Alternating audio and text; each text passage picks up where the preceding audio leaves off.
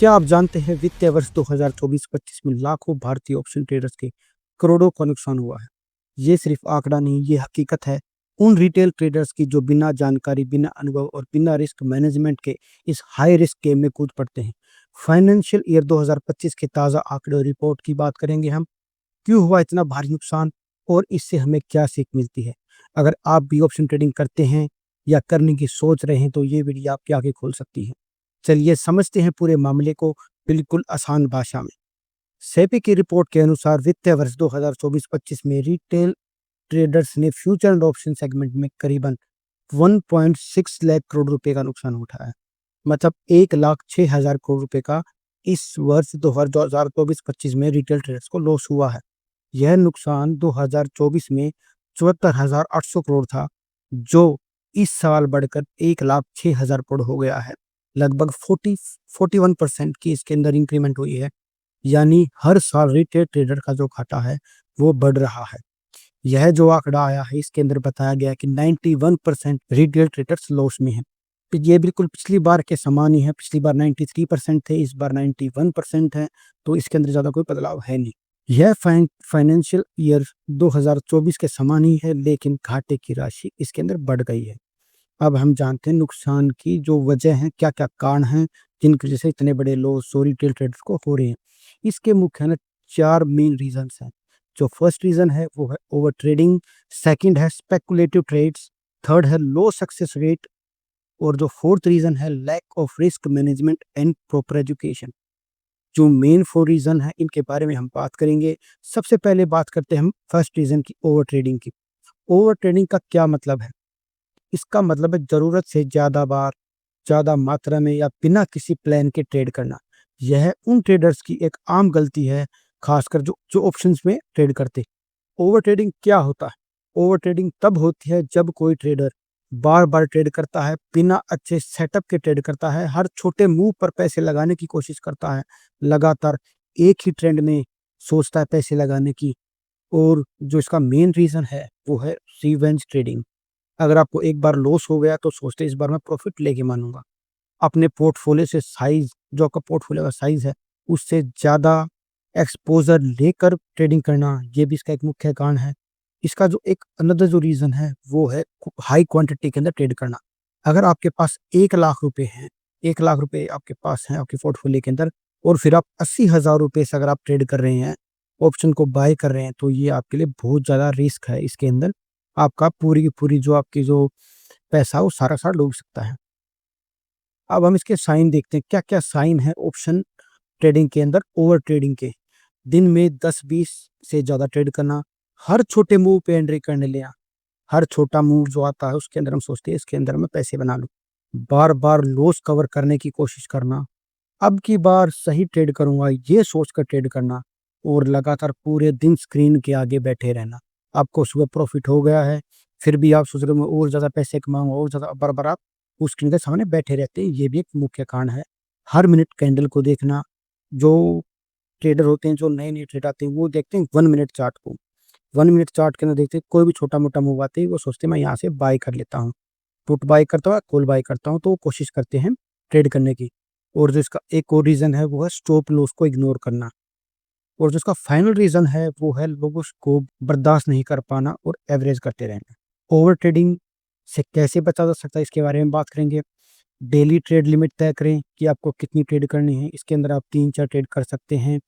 Only trade high probability setup. आपको एक ऐसा सेटअप बनाना पड़ेगा अपना जिसके ऊपर आप काम कर रहे हैं और उसके ऊपर ही आपको ट्रेड लेनी है।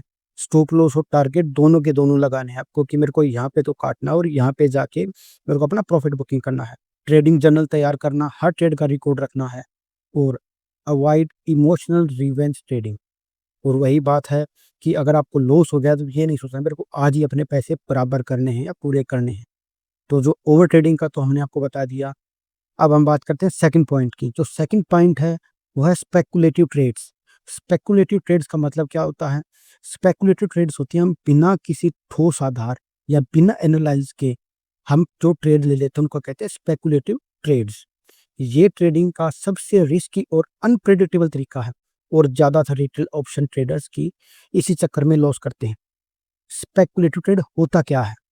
जब आप ट्रेड करते हैं सिर्फ यह सोचकर कि शायद मार्केट ऊपर जाएगा, बिना किसी टेक्निकल और फंडामेंटल एनालाइज के, सिर्फ न्यूज़ की या कोई अफ़वाह आपने देख लिया, सोशल मीडिया पे कोई पोस्ट देख ली, उसके बाद आप अगर कोई पुट बाय करते हो या कॉल बाय करते हो तो उसको कहते हैं स्पेकुलेटिव ट्रेडिंग। अब हम इसके एग्जांपल देख लेते हैं स्पेकुलेटिव ट्रेड के। तो क्या-क्या होती है स्पेकुलेटिव ट्रेड? किसी ने कहा कि निफ्टी अब 1000 पॉइंट गिरेगा और हमने ये सुनकर पुट बाय कर लिया, तो ये होता है स्पेकुलेटिव ट्रेडिंग। आपने खुद का कोई एनालाइज़ नहीं किया, बस आपने सुना कि 1000 पॉइंट निफ्टी गिरेगा, आपने खरीद लिया।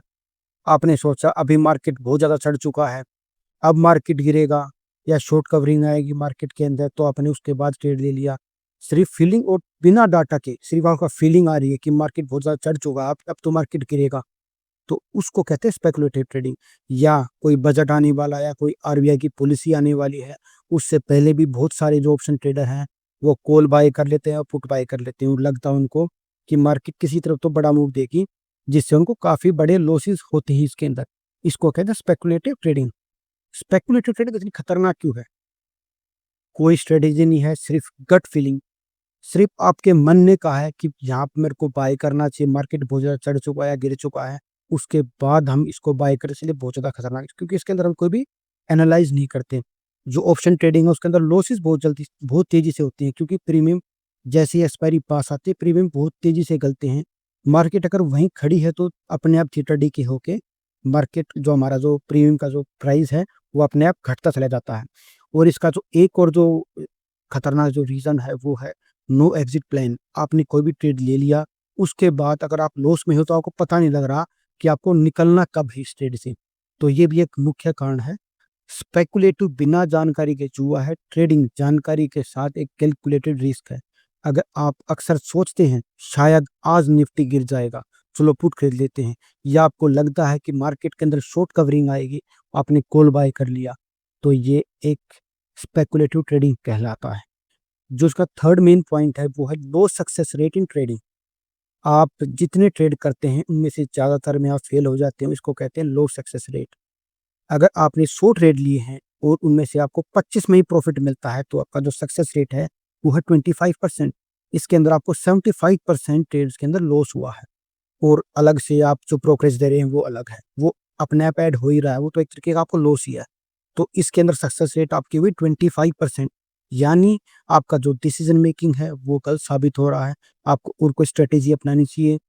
अगर आपका लो सक्सेस रेट है, इसके क्या-क्या कारण हो सकते हैं? इसके कारण हो सकते हैं नो क्लियर स्ट्रेटेजी, बिना किसी ठोस सिस्टम के ट्रेडिंग करना। जो सेकंड रीज़न है वो है ओवर ट्रेडिंग, हर छोटे मूव पर ट्रेड करना। इमोशनल ट्रेडिंग, डर में, लालच में या बदले की भावना कि मेरे को लॉस हो चुका है तो मेरे को अब तो प्रॉफिट यहाँ से आज लेके ही जाना है। ये भी इसका मुख्य कारण है। और जो इसका अलग अगला रीज़न है वो है ओनली बाइंग ऑप्शंस। आप सिर्फ ऑप्शन बाय करते हैं। आप सोचते हैं मेरे को ये सस्ता मिल रहा है, सस्ते में मेरे को ज़्यादा मैं लॉट बाय कर रहा हूँ, इसके लिए इसकी वज़ह से आप सिर्फ ऑप्शन बाइंग करते हैं, आप ऑप्शन सेलिंग की तरफ नहीं जा रहे। ऑप्शन सेलिंग है कि थोड़ा-सा ऑप्शन बाइंग से तो बहुत ज़्यादा सेफ है वो। उसके अंदर आप जैसे मार्केट साइडवेज़ रहती है, तो ये ऑप्शन बाइंग के अंदर तो आपको लॉस होना ही होना अगर मार्केट साइडवेज़ चल रही है तो। हाँ, अगर आप ऑप्शन सेलिंग कर रहे हैं, वहाँ पे आपको प्रॉफ़िट होगा अगर मार्केट साइडवेज़ रहेगी, या आपकी आपने मान लो जिस तरह का भी आपने प्रीमियम सेल किया है, अगर मार्केट आपके हक में चले तो उस तरफ तो प्रॉफ़िट होगा ही होगा आपको, और दूसरा जो प्रॉफ़िट होगा जब मार्केट साइडवेज़ रहेगी। और जो अगला रीज़न है इसका वो है ओवर कॉन्फिडेंस। 1-2 बार प्रॉफ़िट होने के बाद आप एग्रेसिवली होकर भी जो आप ट्रेडिंग करते हैं, तो ये भी एक गलत है। अगर हम आइडियल सक्सेस रेट की बात करें, अगर आप एक स्कैल्पर हैं, तो 60% आपके लिए एक आइडियल सक्सेस रेट होना चाहिए। क्योंकि जो स्कैल्पिंग है उसके अंदर टारगेट आपका बहुत छोटा होता है। आप बहुत बड़े लोड के साथ काम करते हो स्कैल्पिंग के अंदर, मगर जो आपका टारगेट बहुत छोटा होता है, इसलिए इसके अंदर सक्सेस रेट 60% होनी चाहिए। अगर आप एक स्विंग ट्रेडर हैं या पोजिशनल ट्रेडर हैं, तो आपकी जो सक्सेस रेट वो होनी चाहिए 40 टू 50%, क्योंकि इसके अंदर जो रिस्क रिवार्ड होता है वो 1:2 या 1:3 होता है। हाँ, अगर आप ऑप्शन बायर हैं, तो वहाँ पे आपको जो सक्सेस रेट आपका 35% से 40% होना ही चाहिए। कम सक्सेस रेट भी चल सकता है अगर आपका रिस्क टू रिवार्ड रेशियो अच्छा है। अगर आप 3:1 या 4:1 या 5:1 का रिवार्ड रेशियो रखते हैं, तो फिर तो आपका सक्सेस रेट चल सकता है। तो जो अगला पॉइंट है वो है सक्सेस रेट कैसे बढ़ाएँ? इस इसके जो मेन वो हैं कि हम कैसे बढ़ा सकते हैं अपने सक्सेस रेट को, एक स्ट्रैटेजी पर टिके रहें। आप कोई भी अपनी स्ट्रैटेजी बना लें, उसके ऊपर काम करें और 1 महीना, 2 महीना उसी पे काम करें कि ये काम कर रही है या नहीं कर रही है, उसी पे डटे रहें। अगर वो प्रॉफ़िट देगी आपको, तो आप फ्यूचर में लगे रह सकते हैं और नहीं तो आप चेंज कर सकते हैं स्ट्रैटेजी को। जो सेकंड है, आप स्टॉप लॉस और टारगेट ज़रूर फिक्स कर लें। जो स्टॉप लॉस और टारगेट बहुत ही ज़रूरी है एक ऑप्शन बायर के लिए। और जो नेक्स्ट है वो है बैक टेस्टिंग।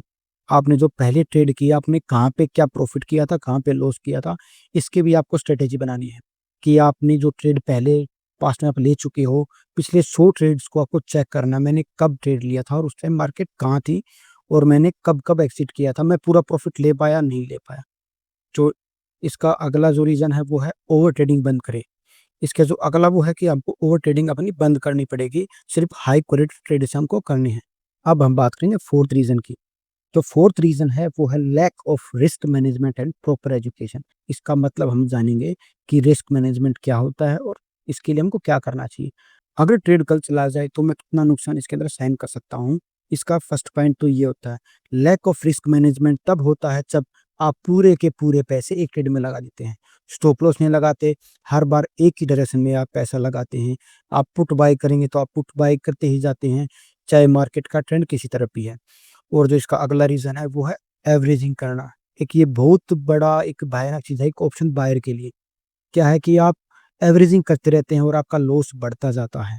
आपके लॉस जो चांसेज़ हैं वो बढ़ते जाते हैं। कई बार तो आप सक्सेसफुल हो जाते हैं मगर आप जब इसके अंदर सक्सेसफुल नहीं होते आपको बड़ा लॉस हो जाता है। इसके एग्ज़ाम्पल क्या है? बिना स्टॉप लॉस के ट्रेड करना, पूरी कैपिटल एक साथ लगाना, एक गलत ट्रेड से भारी नुकसान उठाना। कई बार क्या करते हैं कि आपको पता ही नहीं है आपको आपने मान लो 1 लाख रुपए से ट्रेड किया तो आपको पता नहीं आपको एक्सिट कब करना है। आप मैक्सिमम 2% 3% से ज़्यादा लॉस ना लें। यहाँ पे क्या कर रहे हैं लोग अपने जो कैपिटल है उसका 50-50% भी एक ट्रेड के अंदर नुकसान कर लेते हैं। मान लो 1 लाख की ट्रेड है तो उसके अंदर 50-50 हज़ार का नुकसान कर लेते हैं। क्योंकि उनको ये नहीं पता मेरे को निकलना कब है इसके पोज़ीशन से। और जो इसका अगला रीज़न है वो है पोज़ीशन साइज़िंग। अगर आपके पास 1 लाख रुपए हैं, अगर आप 80,000 का कॉल बाय कर रहे हैं तो ये एक जुआ है। अगर आपके पास 1 लाख रुपए हैं तो आप 10,000 से ट्रेडिंग करें और वहाँ से आप निकालें। अगर आपको ऑप्शन बाइंग कर रहे हैं तो आपको 4-5% 400-500 हज़ार रुपए तक आप निकालें। उससे ज़्यादा अगर आप निकालने की कोशिश कर रहे हैं तो फिर भी वो भी जुआ है। इसको हम सुधार कैसे सकते हैं? इसको सुधारने के लिए हमको तो रिस्क पर ट्रेड हमको ये देखना पड़ेगा कि हम कितना रिस्क एक ट्रेड के अंदर ले सकते हैं। अगर आप अपनी कैपिटल का 1-2% से ज़्यादा रिस्क ना लें। हमेशा स्टॉप लॉस लगाएँ। ट्रेड क्वांटिटी को सही तरह करें। ट्रेड क्वांटिटी के अंदर अगर आप सोच रहे हैं, अगर मैं 4,000 क्वांटिटी 5,000 क्वांटिटी से काम करूँ, उसके अंदर क्या है कि एक बहुत ज़्यादा आप अगर आप लॉस की तरफ चलते हैं ना, तो एक घबराहट सी बहुत ज़्यादा बढ़ जाती है उसके अंदर। तो हमेशा जो लोड साइज़ के ऊपर स्टार्टिंग में आप कम लोड से काम करो, धीरे-धीरे आपका एक्सपीरियंस बढ़ेगा, तो उसके बाद आप बड़े लोड्स की तरफ जा सकते हैं। हर ट्रेड के पीछे खुद से पूछें, अगर ये गलत हो गया, तो मैं कितना खो सकता हूँ इसके अंदर? ये हमेशा आपको ध्यान रखना है कि मैं कितना लॉस बियर कर सकता हूँ। उससे ज़्यादा अगर मेरे को लॉस होगा, तो फिर आप आगे ट्रेड नहीं कर पाएँगे। जो इसका नेक्स्ट पॉइंट है, वो है लैक ऑफ प्रॉपर एजुकेशन। इसका क्या मतलब है? बहुत से नए ट्रेडर हैं जो सोचते हैं कि ये जो ऑप्शन ट्रेडिंग है वो तो जल्दी पैसा कमाने का एक तरीका है। मैं इसके अंदर बड़ी आसानी से पैसे कमा सकता हूँ। उन्हें ऑप्शन ग्रीक्स, टाइम डे के आए हुए रिस्क रिवार्ड, ट्रेंड्स एनालाइज़ जैसी चीज़ों की समझ ही नहीं होती। वो तो सिर्फ़ यूट्यूब पे वीडियोज़ देखते हैं या कोई टेलीग्राम ग्रुप को जॉइन कर लेते हैं या लोग आपके पास भी फ़ोन आते होंगे कि मैं आपको टिप दे देता हूँ। तो उनके ऊपर भरोसा करते हैं और फिर वो अपना पैसा लगा लेते हैं, तो उनको लॉस होगा ही होगा। खुद का कोई सिस्टम नहीं होता, लॉजिक नहीं होता, तो ट्रेडिंग के अंदर क्या है कि पहले आपको सीखना होगा। तो इसको हम सुधार कैसे सकते हैं? सबसे पहले तो आपको ट्रेडिंग के बेसिक सीखने होंगे, जैसे ट्रेंड, उसके बाद सपोर्ट, रेजिस्टेंस, वॉल्यूम, कैंडलस्टिक, आपको इन सब की नॉलेज आपको लेनी होगी। उसके बाद जो सेकंड चीज़ होती है ऑप्शंस के अंदर, ऑप्शन के जो कोर कॉन्सेप्ट्स होते हैं, उनको भी आपको पढ़ना पड़ेगा, उनकी नॉलेज लेनी पड़ेगी, जैसे डेल्टा, थीटा, गामा, ये जो ग्रीक्स होते हैं इनकी भी आपको नॉलेज लेनी पड़ेगी क्योंकि हर जो ये ग्रीक है इसका अपना एक अलग काम है। जैसे थीटा होता है टाइम के साथ डिके होएगा। आपका जो प्रीमियम है कोई भी आपने ऑप्शन बाय किया है या आपने कोई भी पुट बाय या कॉल बाय की है तो टाइम के साथ उसका क्या है कि प्रीमियम का रेट अपने आप घटता जाएगा, उसके ऊपर लागू होता है थीटा। तो इनके बारे में आपको पढ़ना ज़रूरी है और एक बैक टेस्टिंग करें। आप हमेशा डेमो ट्रेडिंग से स्टार्ट करें। डेमो ट्रेडिंग पे आप स्टार्टिंग में थोड़ा-सा काम करें, 1 महीना 2 महीने वहाँ लगाएँ, उसके बाद ही आप जो मेन ट्रेडिंग के अंदर आए, आपको बुक्स पढ़नी चाहिए और जो ट्रस्टेड कोर्सेज़ लें। ऐसे आपको बहुत आदि मिल जाएँगे जो अच्छी नॉलेज भी देते हैं। यूट्यूब के ऊपर भी आप उनके कोर्सेज़ खरीद सकते हैं। तो आप एक ट्रस्टेड कोर्सेज़ ही लें और बुक्स को पढ़ें और नॉलेज प्राप्त करें। ट्रेडिंग में सक्सेस सिर्फ सिग्नल से नहीं, सही नॉलेज और रिस्क कंट्रोल से आ सकती है। सेबी की चिंता और कार्रवाई। सेबी एफएनओ मार्केट में सुधार लाने के लिए कई कदम उठा चुकी है। न्यू रूल जो बार-बार सेबी लेके आ रही है, नए-नए की, जिससे कि जो रिटेल इन्वेस्टर्स हैं, जो रिटेल ऑप्शन ट्रेडर्स हैं, उनका पैसा बचाया जा सके, उनके लिए नए-नए एजुकेशन अवेयरनेस के लिए भी ला रही है जो सेबी है। और उन्होंने जो ब्रोकर्स उनसे भी कहा है कि जो भी नया जो ट्रेडर मार्केट के अंदर आए, कोई भी अपना जो डीमैट अकाउंट खोले, तो सबसे पहले उनको आपको एक टेस्ट लेना पड़ेगा। उस टेस्ट को अगर वो क्लियर करते हैं, तो उसके बाद ही वो ऑप्शन के अंदर ट्रेड कर सकते हैं, नहीं तो वहाँ पे वो पैसा लगा नहीं सकते। ऑप्शन मार्केट में पैसा बनाना आसान नहीं है। ज़्यादातर रिटेल ट्रेडर यहाँ पे घाटा खा रहे हैं। अगर आप ऑप्शन ट्रेडिंग कर रहे हैं, तो प्रॉपर स्ट्रैटेजी, रिस्क मैनेजमेंट और सीखना ज़रूरी है। तो आज की वीडियो में इतना ही and thank you for watching the video.